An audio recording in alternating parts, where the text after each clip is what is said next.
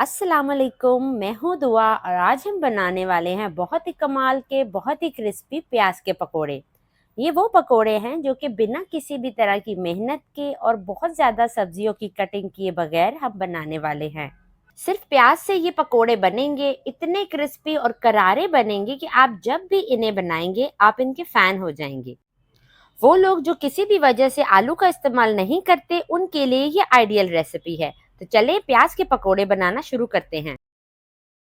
सबसे पहले 4 से 5 दरमियानी साइज के प्याज ले लेंगे। ये मैंने एक दरमियानी साइज का प्याज लिया है, आपने भी इतने ही साइज का प्याज लेना है।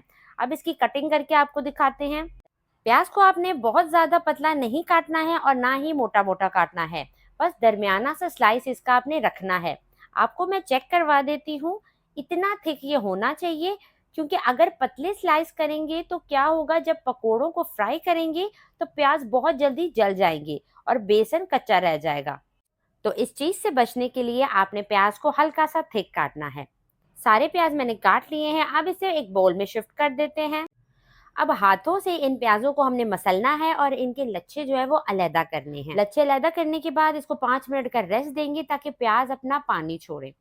5 मिनट के रेस्ट के बाद हाफ टेबल स्पून इसमें हरी मिर्चों का पेस्ट जाएगा, हाफ टेबल स्पून अदरक लहसुन का पेस्ट डाल दें, हाफ टेबल स्पून भुना कुटा धनिया, 1 टीस्पून भुना कुटा जीरा, half tea spoon chaat masala, half table spoon कुटी लाल मिर्च, हाफ टी स्पून पिसा गरम मसाला, हाफ टेबल स्पून नमक, हाफ टी स्पून हल्दी, 2 चुटकी जर्दा रंग, थोड़ी सी अजवाइन और हाफ टी स्पून इसमें पिसी लाल मिर्च डाल के अच्छे से इसको मिक्स करेंगे ताकि सारा मसाला प्याजों पर अच्छे से लग जाए। ज्यादातर लोग प्याज के पकोड़े बहुत पसंद करते हैं क्योंकि ये बहुत क्रिस्पी और मजेदार बनते हैं। इसी के साथ अगर आप चैनल पे न्यू हैं तो चैनल को जल्दी से सब्सक्राइब कर लें और सब्सक्राइब के बटन के साथ जो बेल का आइकन है उसे भी जरूर दबाएं। अब इनकी बाइंडिंग के लिए इसमें डालेंगे 2 टेबलस्पून कॉर्नफ्लोर और आधा कप इसमें जाएगा बेसन का, और इसमें थोड़ा सा हरा धनिया डाल देंगे, थोड़ा सा पुदीना डाल देंगे और इसको ऐसे ही मिक्स करेंगे पानी डाले बगैर। अगर आपके पास कॉर्नफ्लोर नहीं है तो आप इसकी जगह चावलों का आटा भी डाल सकते हैं। ये डालना जरूरी है क्योंकि ये डालने से ही ये पकोड़े बहुत ही ज्यादा क्रिस्पी बनेंगे। अब इसमें थोड़ा थोड़ा पानी डालते जाना है और इसको कंटिन्यूअसली मिक्स करना है। सारा पानी एक साथ नहीं डालना है, थोड़ा थोड़ा करके डालना है। प्याज के पकौड़े बहुत ही क्रिस्पी बनते हैं, इसलिए इसमें बेसन भी कम डाला जाता है।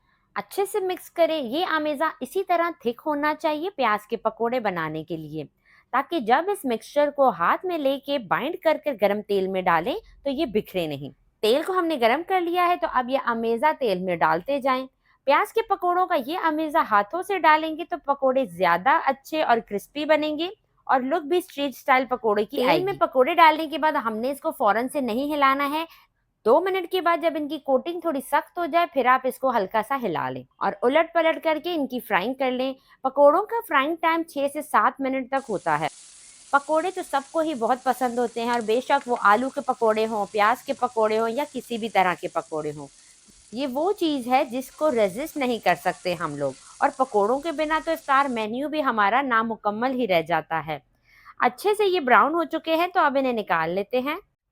तो प्याज के पकोड़े हमारे तैयार हो चुके हैं, बहुत ही क्रिस्पी, बहुत ही करारे। जो लोग किसी भी वजह से आलू नहीं खाते उनके लिए ये आइडियल रेसिपी है। ऊपर की लेयर इनकी बहुत ही क्रिस्पी है और अंदर से ये बहुत ही मज़ेदार हैं। प्याज के पकोड़े जो परफेक्ट हैं किसी भी इफ्तार मेन्यू के लिए। तो इसे आप ज़रूर ट्राई करें। वीडियो पसंद आए तो उसे लाइक करें। इसी के साथ इजाज़त चाहती हूँ। अपना ढेर सारा ख्याल रखिएगा, दुआओं में याद रखिएगा। अल्लाह हाफिज़।